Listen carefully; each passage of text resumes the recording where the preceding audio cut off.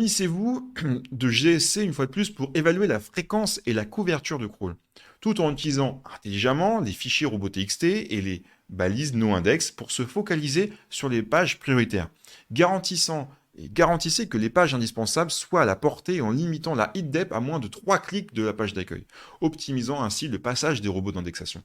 Anticiper les impacts des liens nuls dans le chemin de crawl est un geste indispensable pour une optimisation SEO rationnelle.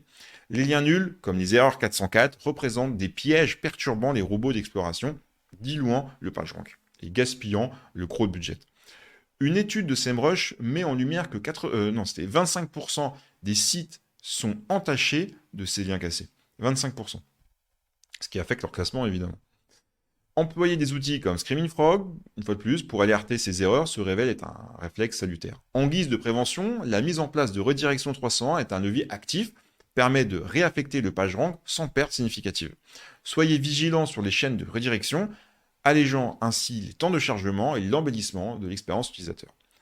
Une stratégie proactive douce les bégaiements de crawl, optimisant l'importance et la fluidité de l'indexation.